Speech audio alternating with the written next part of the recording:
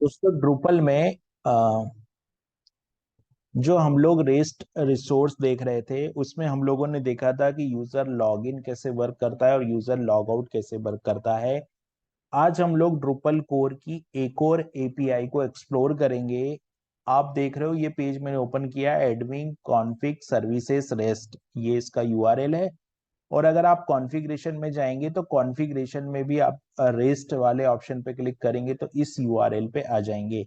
Rest UI module को enable करने के बाद आप इस पेज को यहाँ पर देख पाएंगे। ठीक है, इस पेज में हम लोग यूजर पे चलते हैं। पहले तो हम लोग कहाँ जाते हैं, यूजर पे।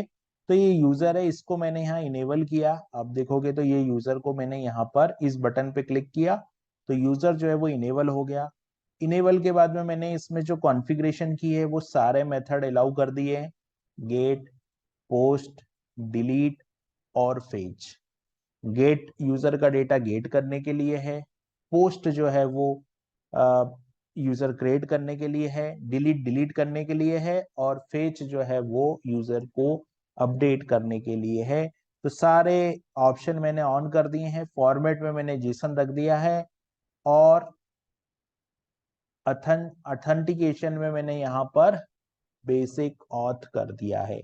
अथेंटिकेशन में यहाँ पर मैंने बेसिक ऑथ कर दिया। आप अगर देखोगे तो ये आपको देखोगे सारे मेथड ऑन है, यहाँ जेसन है और यहाँ पर बेस अथेंटिकेशन है। बेस है ना, अथेंटिकेशन। अब इस एंड पॉइंट का क्या मतलब है, तो देखिए यहाँ पे यूजर है और यहाँ पे यूजर की आईडी है। और अगर मैं गेट मेथड के साथ इस रिक्वेस्ट को करूंगा तो मुझे यूजर का पूरा डेटा मिल जाएगा।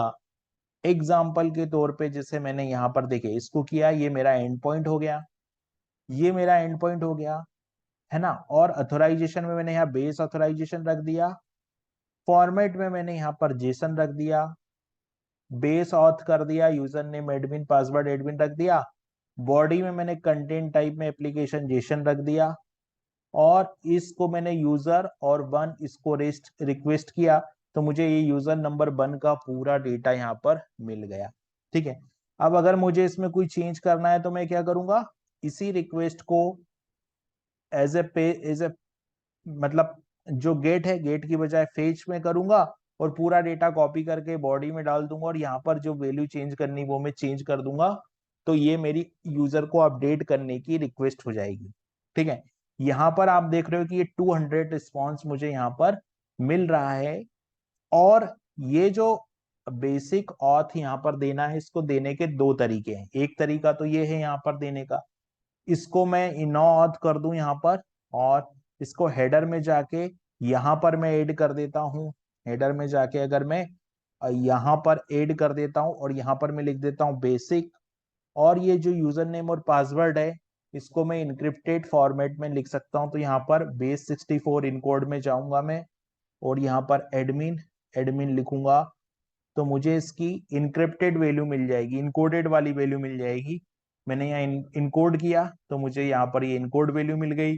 इस इनकोड वैल्यू को मैंने यहाँ पर कॉपी किया और यहाँ पर इस वैल्यू को मैंने पेस्ट कर दिया। फिर से मैंने रिक्वेस्ट किया तो आप देखोगे ये यूजर का डेटा जो है यहाँ पर मेरे को वन मिलेगा, जो वन यूजर है उसका पूरा डेटा यहाँ पर मिल जाएगा।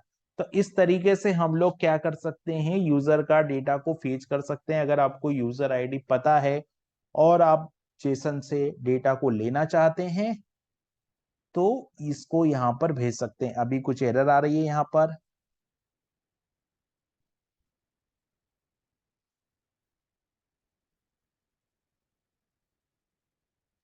इसको ऐसे करना होता है।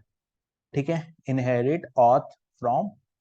अब आप देखोगे कि हमको यूजर का जो डेटा है वो यहाँ पर मिल जाएगा। तो सबसे पहले मैंने क्या किया, यहाँ पर जाकर यूजर को इनेबल किया। इनेबल करने के बाद आप देखोगे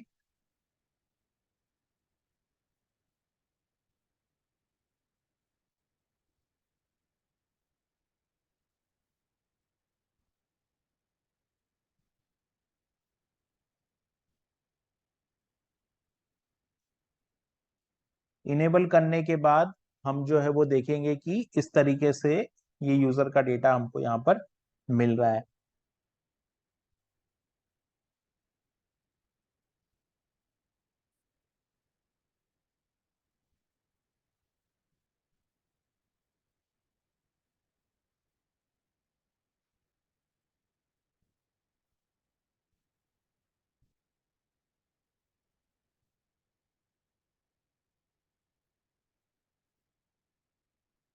ठीक है, अभी जो एरर आ रही थी वो क्यों आ रही थी, क्योंकि मैंने यहाँ पे बेस लिख दिया था।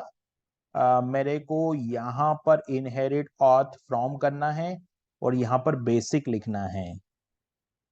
ये मेरे को बेसिक लिखना है यहाँ पर और यहाँ स्पेस देना है। और अब ये वर्क करेगा। यहाँ पर मैंने गलत नेम पास कर दिया था। ये जो होता है वो बेसिक बेसिक ऑथ होता है और मैंने उसको बेस ऑथ कर दिया था। तो यहाँ पर बेसिक ऑथ है। तो आप देख रहे हो यहाँ पर मुझे जो रिजल्ट है वो यहाँ पर मिल गया है। तो इस तरीके से हम लोग जो है वो यूजर का डेटा यहाँ पर गेट कर सकते हैं।